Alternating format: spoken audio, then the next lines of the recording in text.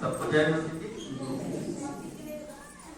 आज हम जो मनन करने जा रहे हैं, सीखने जा रहे हैं कि अनंत जीवन को कैसे प्राप्त करें। अनंत जीवन को हम कैसे प्राप्त करें।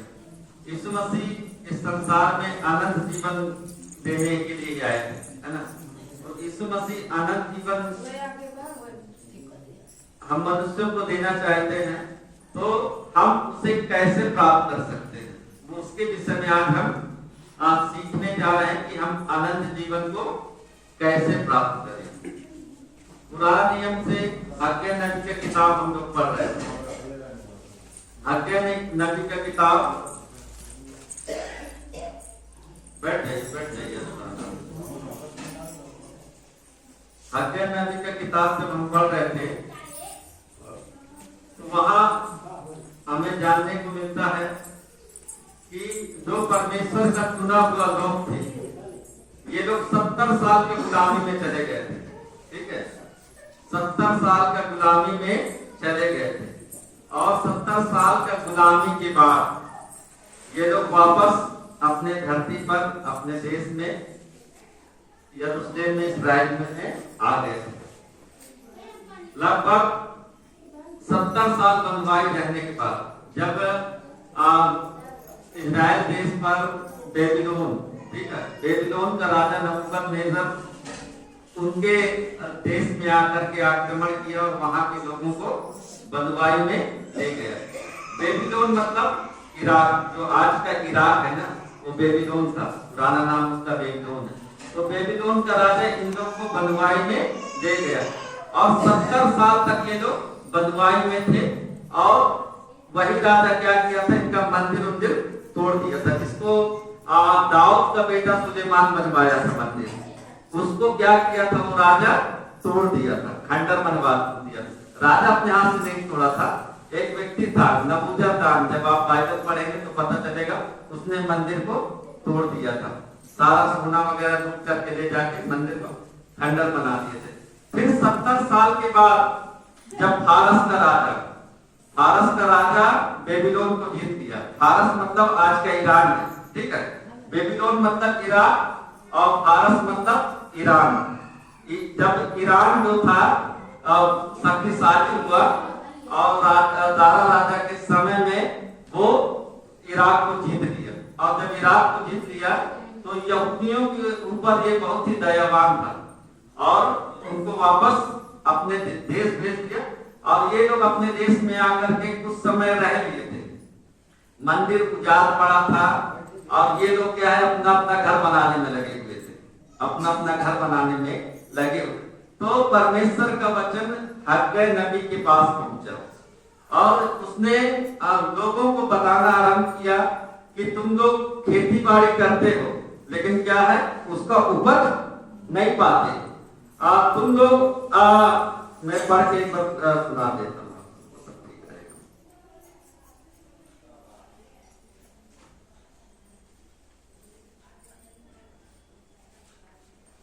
सेनाओं का यहोवा यूं कहता है, ये लोग कहते हैं कि यहोवा का भवन बनाने का समय नहीं आया है। फिर यहोवा का यह वचन हग्गै भविष्यद्वक्ता के द्वारा पहुंचा, क्या तुम्हारे लिए छत वाले घरों में रहने का समय है, जबकि यह भवन उजाड़ पड़ा है। इसलिए अब सेनाओं का यहोवा यूं कहता है, अपनी चाल चलन पर ध्यान करो। तुमने बहुत बोया परंतु थोड़ा काटा, तुम खाते हो परंतु पेट नहीं भरता, तुम पीते हो परंतु प्यास नहीं बुझती, तुम कपड़े पहनते हो परंतु गर्माते नहीं, और जो मजदूरी कमाता है वह अपनी मजदूरी की कमाई को छेद वाली थैली में रखता है। हग्गै नबी क्या बोल रहा है, तुम लोग खाते तो हो लेकिन तुम्हारा पेट नहीं भरता, तुम बहुत बोते हो लेकिन उसका उपज क्या है, कम मिलता है, तुम गर्म कपड़े पहनते हो लेकिन तुम्हारे शरीर में गर्मी नहीं आती है, तुम पानी तो पीते हो लेकिन तुम्हारा प्यास नहीं बुझती है, और जो मजदूर है वो मजदूरी तो करता है लेकिन अपना पैसा क्या है, छेद वाली थैली में रखता है। मान लो ये मेरा जेवा है, ठीक है, यार अभी आप लोग को नहीं दिखेगा लेकिन इसमें 2 जेवा है, 3 जेवा है, इसके अंदर भी 1 जेवा है, ठीक है। तो मान लीजिए ये नीचे से यदि फट जाता है ना, पहले छोटे छोटे बच्चे, तो हम जब बच्चे थे, बड़े में तो नहीं पड़ता है, लेकिन जब बच्चे थे तो रेडीमेड कपड़ा उन दिनों में ज्यादा चलता था। तो माँ बाप रेडीमेड कपड़ा खरीद देते थे, तो रेडीमेड कपड़े का जो पॉकेट होता है, जेबा होता है, बहुत कमजोर होता है। तो कुछ समय के बाद वो छेद हो जाता है। अक्सर छोटे बच्चों का जो पॉकेट होता है वो फटा रहता है। कई बार हम लोग क्या करते, घर से पैसा मिलता था और उसको पॉकेट में रखते, भूल जाते थे, क्योंकि बच्चे हैं ना, बच्चे भूल जाते हैं जेब फटा है कि नहीं, और उसमें डाल देते थे। पता चला हमको लगता है कि हमारे जेब में है, लेकिन वो पैसा गिर जाता है, पता नहीं चलता है। आप कई बार देख रहे हो कि बच्चे लोग पैसे गिरा देते हैं। उसमें से एक कारण ये भी होता है कि जेब फटा हुआ होता है। तो यहाँ मजदूर के विषय में लिखा हुआ है, मजदूर तो मेहनत खूब करता है, पैसा खूब कमाता है, लेकिन उसके पास पैसा रुकता नहीं है। यहाँ पवित्र शास्त्र बताता है कि वो फटी हुई थैली में अपने पैसे को डालता है। इसलिए भविष्यवक्ता क्या बोल रहा है, अपनी चाल चलन को ध्यान से देखो, अपने चाल चलन को परखो। क्यों? क्योंकि यहाँ पर जो नबी बताना चाहता है, भविष्यवक्ता बताना चाहता है कि जिस परमेश्वर ने हमें वापस लेके आया है, हमारी जिम्मेदारी बनती है कि जो खंडर पड़ा हुआ परमेश्वर का भवन है, हमें क्या करना चाहिए, उसको फिर से बनाना चाहिए। और हम अपने अपने कार्यों में व्यस्त हो गए, हम गुलामी में थे, 70 साल तक गुलामी झेले, उसके बाद वापस अपने देश में आए और हम फिर भी मेहनत करते हैं, लेकिन उसका प्रतिफल हमें मिल नहीं रहा। मेहनत में कोई कमी नहीं है, लेकिन उसका जो परिणाम है, उसका रिजल्ट जो है अच्छा नहीं निकल रहा। कारण क्या है? परमेश्वर का भवन जो है उजाड़ पड़ा हुआ है। सेनाओं का यहोवा तुमसे यूं कहता है, अपने अपने चाल चलन पर सोचो, पहाड़ पर चढ़ जाओ और लकड़ी ले आओ और इस भवन को बनाओ, और मैं उसको देखकर प्रसन्न होऊंगा और मेरी महिमा होगी। यहोवा का यही वचन है, तुमने बहुत उपज की आशा रखी, परंतु देखो थोड़ी ही है, और जब तुम उसे घर ले आए तब मैंने उसको उड़ा दिया। सेनाओं के यहोवा की यही वाणी है। ऐसा क्यों हुआ? क्या इसलिए नहीं कि मेरा भवन उजाड़ पड़ा है और तुम में से प्रत्येक अपने अपने घर को दौड़ा चला है। परमेश्वर का भविष्यवक्ता बता रहा है कि तुमने बहुत उम्मीद रखी थी कि उपज बहुत होगा, लेकिन थोड़ा होगा, और जब तुम उसे अपने घर ले आए तो परमेश्वर उसे उड़ा देगा। ऐसा क्यों हुआ? इसका कारण यही है कि परमेश्वर का भवन उजाड़ पड़ा है। इसलिए परमेश्वर का जो नबी है, भविष्यवक्ता बोल रहा, तुम लोग जंगल में जाओ, पहाड़ में जाओ और लकड़ी काट करके लेके आओ, ताकि परमेश्वर का वो भवन बनाया जाए। और उन लोग को ये बात समझ में आ गया। फिर हम देखते हैं कि जो इजरायली लोग थे, वो लोग मिल करके परमेश्वर का दूसरा मंदिर का निर्माण किया। पहला मंदिर कौन निर्माण किया था? सुलेमान, दाऊद का बेटा राजा सुलेमान, और उसको बेबीलोनियंस ने उजाड़ दिया था। दूसरा मंदिर का निर्माण किया कौन? जरुब्बाबेल, और भी बहुत सारे लोग थे, लेकिन अगुवाई वही दे रहा था। तो ये सारे इजराइल लोग क्या किए, फिर से अपना सोना चांदी, अपना मेहनत और जो भी चीजों का जरूरत पड़ा, लकड़ी का, देवदार लकड़ी का, वो सारा चीज ला करके फिर से परमेश्वर के भवन को बनाए, और परमेश्वर ने उनको आशीष दिया, और लगभग 300 साल तक फिर से स्थिर था। फिर ये मंदिर दूसरा बार तोड़ दिया गया AD 72 में, ईस्वी 72 में नीनो राजा के द्वारा ये तोड़ दिया गया था। यीशु मसीह ने कहा ना कि इस मंदिर में पत्थर पर पत्थर भी नहीं बचेगा। वो दूसरा मंदिर जो जरुब्बाबेल की अगुवाई में बना था सन 72 AD में, यीशु मसीह के स्वर्ग में उठाए जाने के लगभग 40 साल के बाद, लगभग 40 साल के बाद वो मंदिर फिर से तोड़ दिया गया। एक भी कुछ नहीं बचा वो मंदिर। आज भी वो मंदिर टूटा पड़ा हो, उसका एक दीवार बचा हुआ। जब आप टीवी में देखते होंगे, यहूदी लोग प्रार्थना करते हैं, एक दीवार है, एक दीवार बस बचा है, पश्चिमी दीवार, वही वो लोग चिट्ठी वगैरह डाल करके ऐसे सर पटक पटक के वो लोग प्रार्थना करते हैं। तो ये मंदिर उजाड़ पड़ा हुआ है। तो इससे हम कलीसिया के लोग क्या सीख सकते हैं? इस वचन से हम कलीसिया के लोग क्या सीख सकते हैं कि हमें परमेश्वर की बातों को प्राथमिकता देना चाहिए। जो हमारा प्राथमिकता है वो परमेश्वर का वचन होना चाहिए, परमेश्वर का शब्द होना चाहिए।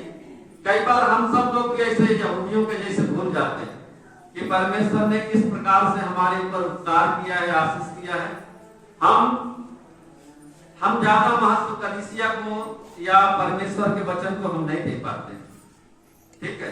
तो हम अपने जीवन में खूब मेहनत करते हैं, लेकिन उसका प्रतिफल क्या है? बहुत सारे लोगों से मैं मिलता हूँ, वो लोग बताते हैं कि हम लोग इतना मेहनत करते हैं लेकिन अंत में पैसा कुछ नहीं बचता,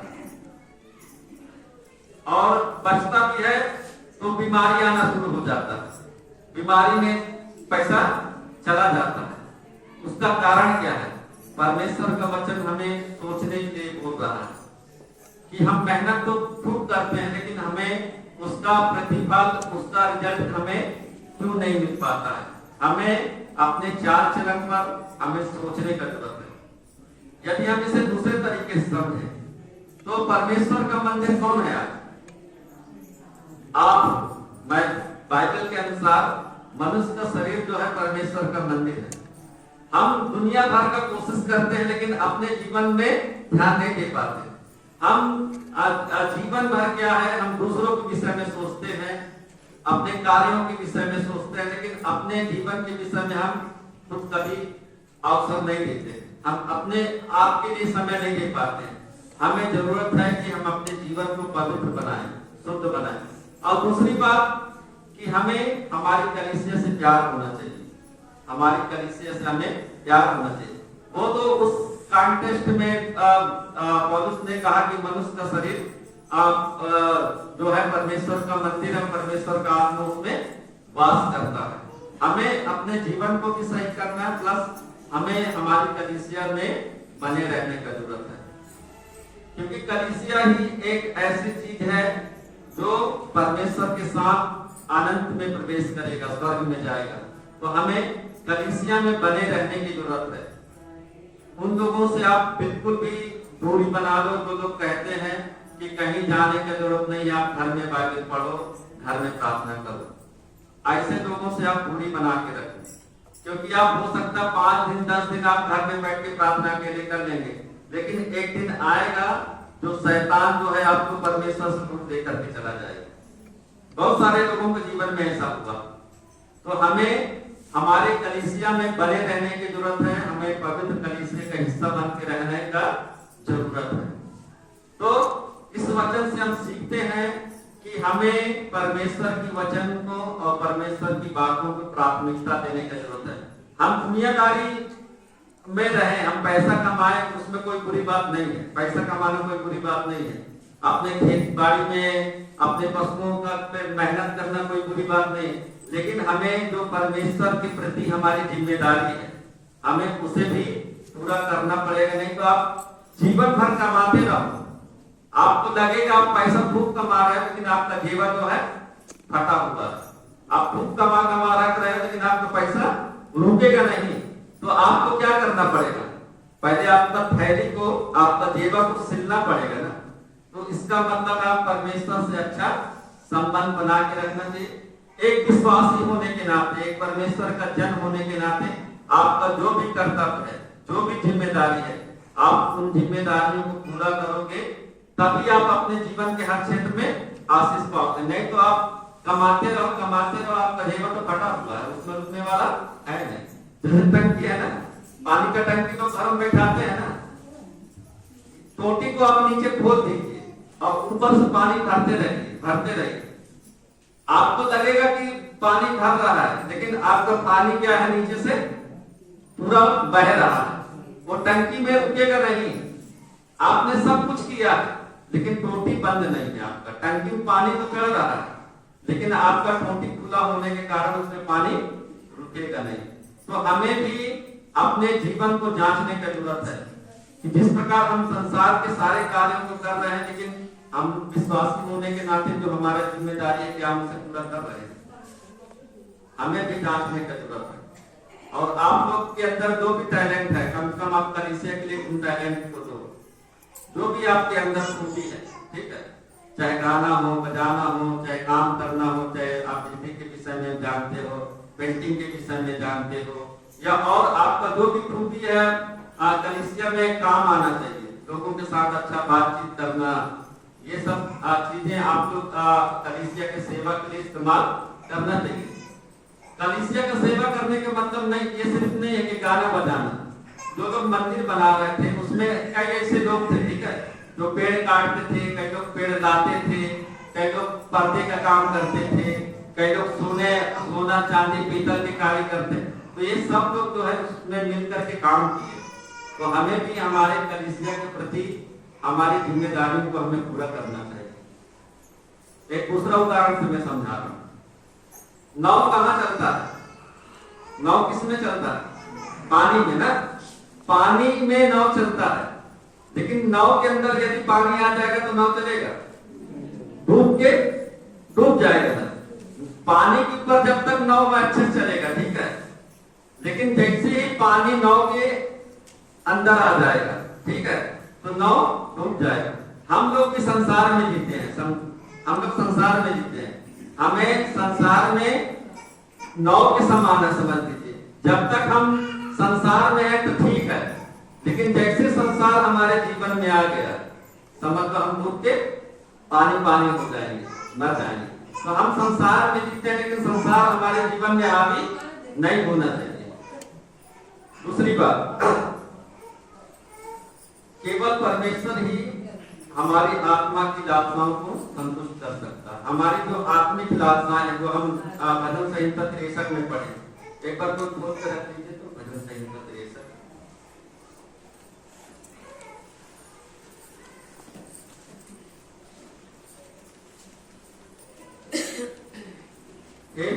परमेश्वर तू मेरा परमेश्वर है, तू मुझे यत्न से ढूंढूंगा।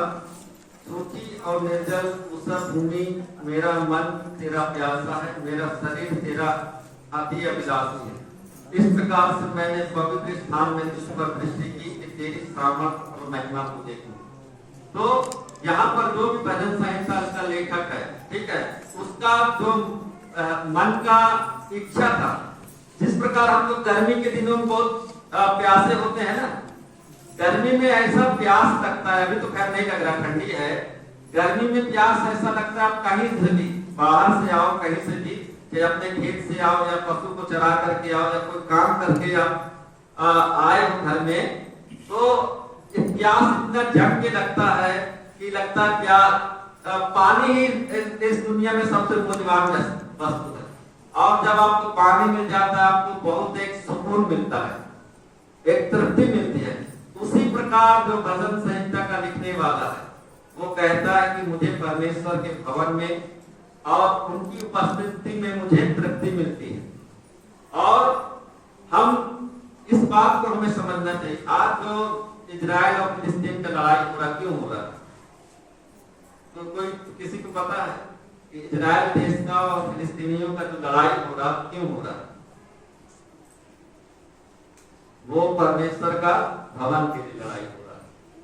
यहूदी लोग इसलिए उसको छोड़ नहीं रहे हैं, क्योंकि वहां वो तीसरा मंदिर बनाने के लिए जा रहे हैं। पहला मंदिर में बताया ना, राजा सुलेमान बनाया था, जिसको बेबीलोनियंस ने तोड़ दिया था।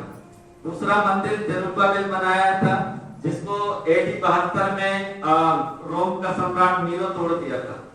तब से यहूदियों के पास मंदिर नहीं है, और वो तीसरा मंदिर बनाने के लिए जा रहे हैं। लेकिन मुसलमान लोगों का कहना है कि उसी जगह से हमारे पैगंबर मोहम्मद साहब जो है स्वर्ग को गए थे, मेराज में गए थे। और जो मस्जिद अक्सा मस्जिद है, वो यहूदियों का कहना है कि यहीं पर मंदिर था। तो लड़ाई उसी मंदिर के लिए, कोई जगह के लिए नहीं, वो पवित्र स्थान के लिए ही लड़ाई है। उसका महत्व इतना है कि लोग अपना सब कुछ कुर्बान करने के लिए तैयार है, यहाँ तक कि मर मिटने के लिए तैयार है। फिलिस्तीनी लोग भी और ये इजरायली लोग भी। तो हमें समझना चाहिए कि परमेश्वर की उपस्थिति का महत्व क्या है। लेकिन वो लोग जगह के पीछे बस कर रहे हैं। जगह के पीछे लड़ रहा है। यदि वो वास्तव में परमेश्वर को जानते तो उन लोग को समझ में आता कि जगह से भी बढ़कर के मनुष्य का जीवन है, वो लोग खून खराबा नहीं करते। तो हमें परमेश्वर के पास में आके तृप्ति मिलेगी। आप कितना भी दुनिया घूम लीजिए, धन दौलत कमा लीजिए, जो भी आपकी इच्छाएं हैं उन इच्छाओं को पूरा कर लीजिए, लेकिन लास्ट में कहीं ना कहीं आपको खालीपन महसूस होगा। आपको लगेगा कि मेरे जीवन में कुछ चीज की तो कमी है। लेकिन आप जब परमेश्वर के पास आते हैं, आप भले गरीबी में हैं, कमी घटी में हैं, बीमारी में हैं, लेकिन आपको एक ऐसा संतुष्टि मिलेगा, ऐसा तृप्ति मिलेगा जो संसार नहीं दे सकता। यीशु मसीह ने कहा ना कि हे परिश्रम करने वाले और बोझ से दबे हुए मेरे पास आओ, मैं तुम्हें विश्राम दूंगा। मैं तुम्हें वो शांति देता हूँ जो संसार तुम्हें नहीं दे सकता। तो हमें परमेश्वर के पास आने से हमें क्या मिलता है? हमारी आत्मा को, हमारे मन को संतुष्टि और तृप्ति मिलती है। अब हम शांति ढूंढने और तृप्ति ढूंढने शादी विवाह में जाते हैं, शराब खाने में जाते हैं, नशा पत्ती में जाते हैं, दोस्तों के साथ में समय व्यतीत करने में जाते हैं, घूमने के लिए कहीं जाते हैं कि हमें तृप्ति मिले। लेकिन यदि आपको सच्चा तृप्ति चाहिए, सच्चा संतुष्टि चाहिए, तो आपको परमेश्वर के पास में आना पड़ेगा, उनकी संगति में आकर के आपको समय व्यतीत करना पड़ेगा। तीसरी बात, प्रेम से एक दूसरे को सुधारें। एक व्यक्ति के विषय में इसमें लिखा, अपुल्लोस के विषय में। अपुल्लोस यहूदी था, लेकिन ये मिस्र में पाला बड़ा था। ठीक है, सिकंदरिया लिखा उसमें, तो ये मिस्र में पड़ता है, अलेक्जेंड्रिया, उसको अलेक्जेंड्रिया बोलते हैं। तो मिस्र में बहुत सारे यहूदी लोग मिस्र में भी थे। तो यहाँ पला बड़ा था और ये पवित्र शास्त्र का अच्छा जानने वाला था, जो पुराना नियम का अच्छा ज्ञाता था, और ये लोगों को बड़े खराई से परमेश्वर का वचन सिखाता था। तो प्रिस्किल्ला अक्विला एक परिवार था जो उसे अपने यहाँ लेकर के गया, क्योंकि वो लोग पहले से मसीह बन गए। और ये जो अपुल्लोस था केवल मन फिराव के बपतिस्मा, यूहन्ना का बपतिस्मा के विषय में जानता था, और उसी के विषय में, क्योंकि मसीह बपतिस्मा के विषय में इसको पता नहीं था, क्योंकि उन दिनों में ये टेलीफोन, टेलीविजन वगैरह था नहीं। बहुत मुश्किल से जो है संदेश एक जगह से दूसरे जगह जाता था। आज के 20 साल के पहले जब मोबाइल नहीं था, हम लोग तो चिट्ठी लिखते थे ना, पता चले वो एक व्यक्ति मर गया है, उसका चिट्ठी लिखे, आप अपने रिश्तेदार में, यहाँ पूरा परम बोध हो गए, चिट्ठी नहीं पहुंची वहां, वो बार नहीं पहुंचता था बहुत। ठीक है, तो कितना धीरे कम्युनिकेशन था। आज तो तुरंत पहुंच जाता है। दूसरे देश में क्या हो रहा, तुरंत आप अपने मोबाइल में, टीवी में देख लेते, इतना तेज, इतना फास्ट है। संदेश पहुंचाना बहुत आसान है। यहाँ व्हाट्सएप में या मेल में आप क्लिक किए, वहां पहुंच गया। तो पहले नहीं था, पहले बहुत ही धीरे कम्युनिकेशन था। तो मसीही बपतिस्मा को ये नहीं जानता था, लेकिन जब पौलुस घूमते हुए गया और जिनको ये अपुल्लोस ने सुसमाचार सुनाया था, और वहां के विश्वासी केवल मन फिराव का बपतिस्मा लिए थे जो यूहन्ना देता था।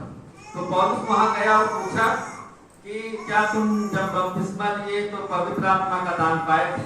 तो लोग बोले कि नहीं। तो पूछा कौन सा बपतिस्मा लिए थे? तो बताया कि यूहन्ना का बपतिस्मा लिए थे। तब वो यीशु मसीह के नाम से, मतलब पिता पुत्र पवित्र आत्मा के नाम से बपतिस्मा वहां के लोगों को दिया, और पौलुस के हाथ रखने के बाद उनके ऊपर पवित्र आत्मा हुआ। तो यहाँ पर मेरे कहने का मतलब है, वहां के विश्वासी ऐसा नहीं बोले कि अपुल्लोस ने तो यही बस दिया था, यही हमारे लिए सही था, लेकिन उसको वो लोग ग्रहण किए, मसीही बपतिस्मा को ग्रहण किए। और हमें इसी प्रकार से करना है, हमें इसी प्रकार से प्रेम के साथ में, थोड़ा घुमा दीजिए, घुमा लाइए, थोड़ा बाहर घुमा दीजिए।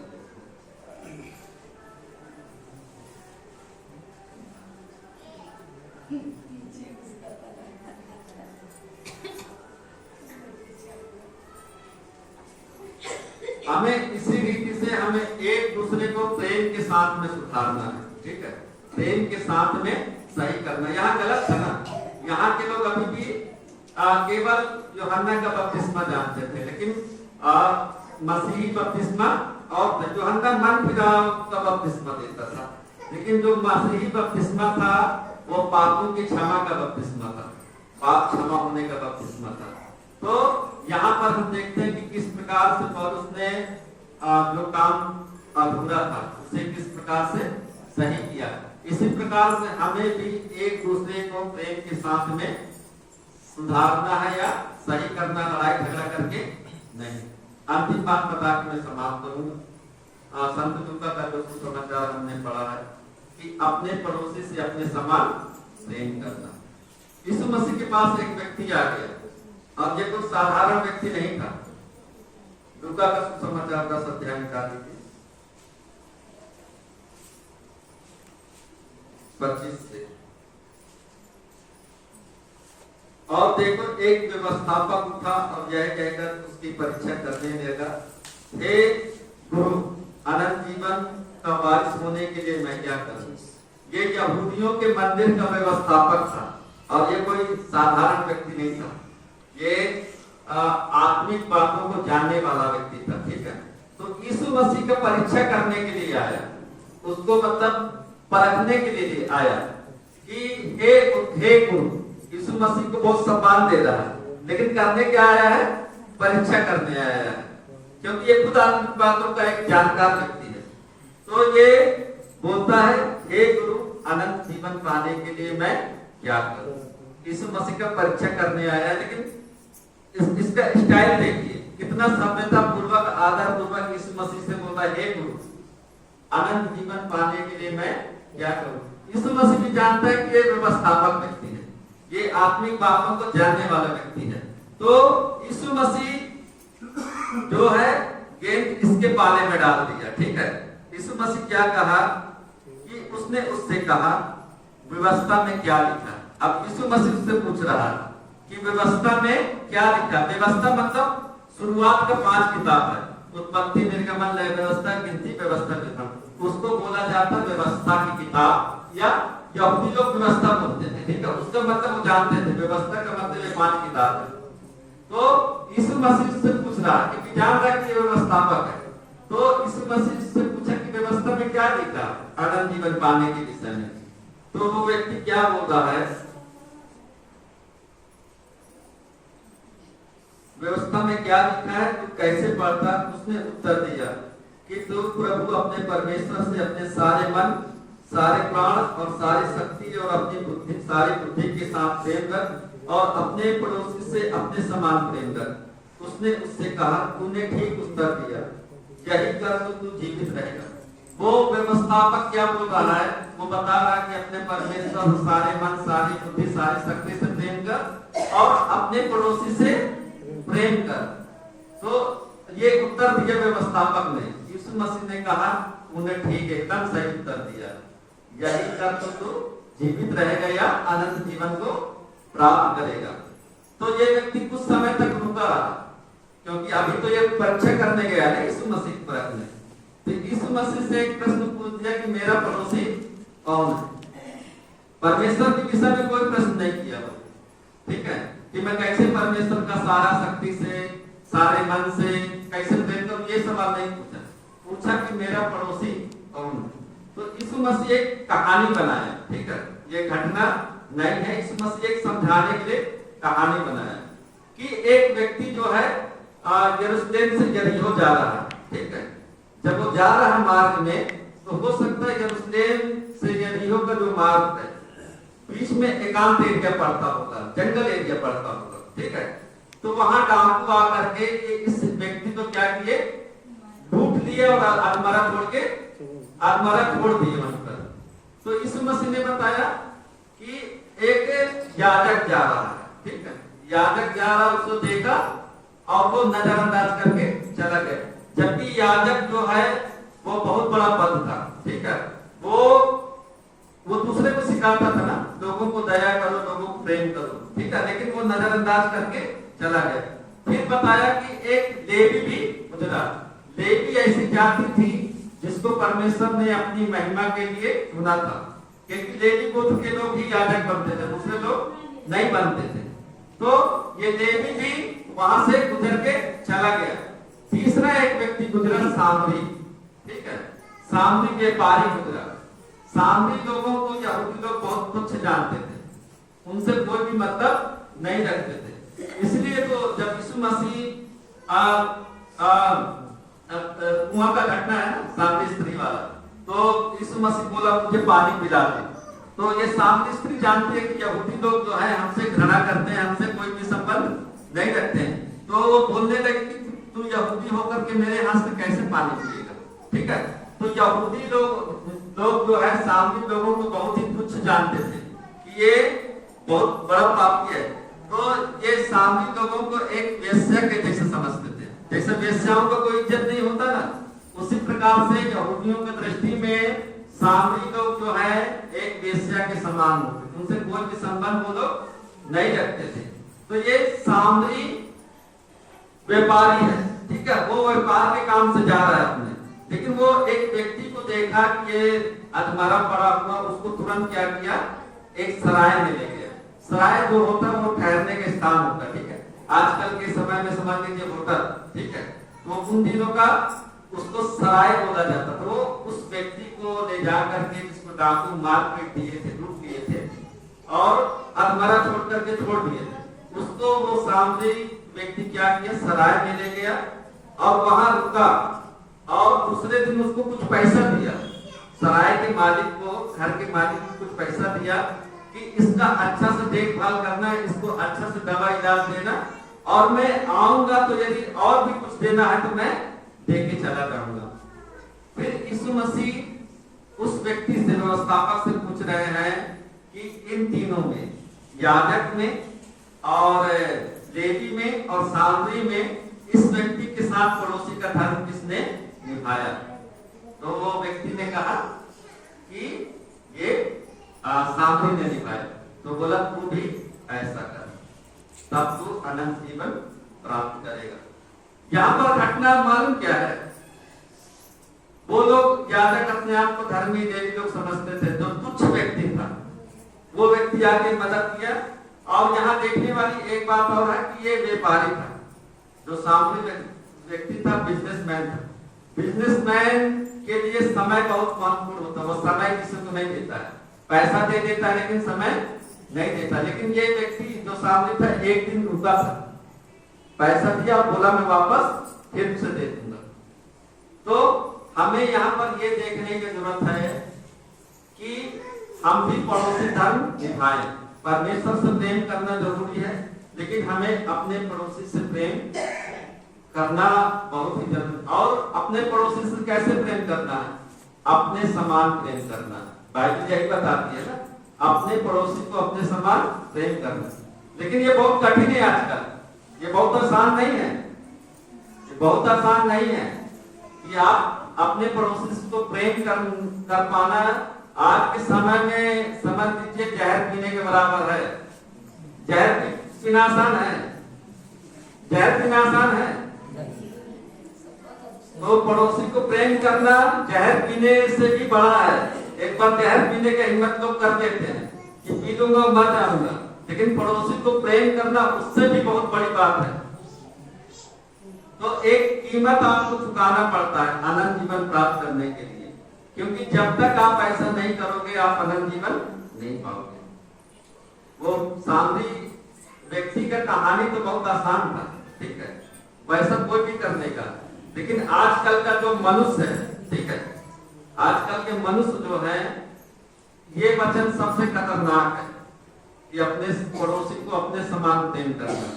लेकिन जिस दिन आप उस जहर का घूंट पी जाओगे, समग्र परमेश्वर का मंदिर आप बन गए।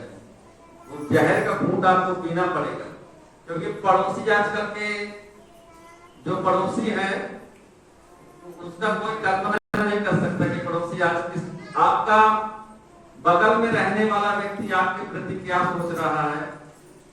अभी लड़ाई कहाँ हो रहा है? पड़ोसी देश में ही तो हो रहा है ना, पड़ोसियों के बीच में हो रहा है। मैं एक वीडियो देख रहा था, जो फिलिस्तीन है दो हिस्सा में बांटा, एक हिस्सा नीचे की तरफ में है गाजा स्ट्रिप जहाँ लड़ाई चल रहा है, और आधा फिलिस्तीन यरूशलेम के पास में है, ठीक है। तो इजरायली यहूदी दोनों एक जगह रहते हैं, लेकिन जब ये फिलिस्तीनी मुस्लिम जाएगा ना तो सड़क का एक किनारे से जाएगा, जब यहूदी आएगा तो सड़क का दोनों दूसरी तरफ से जाएगा। ऐसे इतना गैर है, इतना दूरी बना करके रखते हैं। तो हमें ये समझने की जरूरत है, ये आसान नहीं है। अनंत जीवन पाना कोई आसान नहीं है, आपको बहुत बड़ा कीमत चुकाना पड़ेगा। और कीमत पैसा वैसा की कीमत नहीं है। मैं बताया ना, पड़ोसी से प्रेम करना मतलब आप जहर पी रहे हैं, और जहर पीना आसान नहीं है। आपको कोई व्यक्ति मार करके जा रहा है, आपको नुकसान पहुंचा के जा रहा है, आप कैसे उसको प्रेम कर पाओगे? कर पाओगे? नहीं कर पाओगे। तो वही आपको कोई नुकसान पहुंचा के जा रहा है, आपको गाली दे रहा है, उसके बाद भी आप प्रेम कर रहे हैं, मतलब जहर का घूंट आप पी रहे हैं, आप जहर पी रहे हैं। तो और जब तक हम ऐसा नहीं करेंगे तो हम अनंत जीवन भी प्राप्त नहीं कर पाएंगे। यीशु मसीह ऐसे किया कि नहीं किया? यीशु मसीह को जो लोग मारे थे, जो लोग उसके मुंह में थूके थे, पीछे से उसको मार रहे थे, उसको कोड़े मारे थे, यीशु मसीह अंत में क्या कहा? प्रभु इनको माफ कर। परमेश्वर से प्रार्थना किया कि हे पिता, इन्हें क्षमा कर, क्योंकि ये नहीं जानते हैं कि ये क्या कर रहे हैं।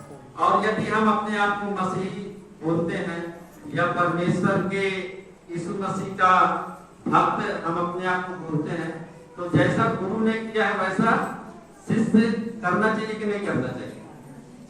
तो आपको और मेरे को जहर का घूंट पीने के लिए तैयार रहना चाहिए। अब यदि हम ऐसा नहीं कर सकते हैं तो हमें कलीसिया में बने रहने का कोई अधिकार नहीं है, या फिर हम बने रह नहीं सकते हैं। आपको और मेरे को जहर का घूंट पीने के लिए तैयार रहना पड़ेगा। यदि हम अपने आप को परमेश्वर का भक्त बोलते हैं, यदि हम जहर का घूंट पीने के लिए तैयार, जहर का घूंट का मतलब नहीं है आप लोग स्त्री महिलाएं हैं जो अच्छे समझिए, नहीं तो पता चले घर में जो सल्फास का शीशी खेत में डालने वाला उसको पी दे रहा कि पास्टर बोला है, और पता चले आप तो पी के चलेगा या हम नहीं चला गया। ठीक है, तो आप लोग ढंग से समझिए, क्योंकि मैं बोलता कुछ हूँ आप लोग समझ कुछ लेते कि पास्टर जी ने जहर का घूंट पीने के लिए बोला है, उसके बिना आनंद जीवन प्राप्त नहीं करोगे, तो आप चले जाओगे कहीं और, मैं जीवन भर के लिए चला जाऊंगा कहीं और। ठीक है, तो मैं उसका उदाहरण दे रहा हूँ, आपको ढंग से समझिए, खासकर जो औरतें लोग हैं। ठीक है, क्योंकि आधा दिमाग आपका घर का खेती बाड़ी कटनी में लगा है, आधा यहाँ का सुन लिए, पता चले वो पड़ोसी का बात आप छोड़ दीजिए, जहर का बात बस याद कर दिए। घर में हर किसान के घर में वो सल्फास रहता है ना, एक कप वो सल्फास को कुछ जहरीली दवा, पता चले आप पानी मिला के पी गए और निकल गया अनंत जीवन के लिए। हम मैं भी यहाँ चला जाऊंगा, तो आप लोग ध्यान से समझिए। मैं यहाँ समझा रहा हूँ कि जो पड़ोसी सबके सब कैसे है। ठीक है, यहाँ कोई बचा नहीं है, सब कैसे है, हर चाहे तो अपने पड़ोसी में, चाहे तो पटीदारी में। ठीक है, आपका लड़ाई झगड़ा जमीन के विषय में या किसी और चीज को, ज्यादातर जमीन को लेकर के लड़ाई झगड़ा है। ठीक है, तो बहुत मुश्किल है, ये प्यार करना बहुत मुश्किल है। मैं उसका उदाहरण दे रहा हूँ कि इस वचन को पूरा करना मतलब आप जहर का घूंट पीना है। ठीक है, जो व्यक्ति आपको नुकसान पहुंचा दिया है, आपका हिस्सा का जमीन छीन दिया है, आपका धन को छीन दिया है, उसके बाद भी यदि आप उससे प्रेम कर रहे हैं परमेश्वर के वचन के लिए, तो ये जहर पीने के ही बराबर है।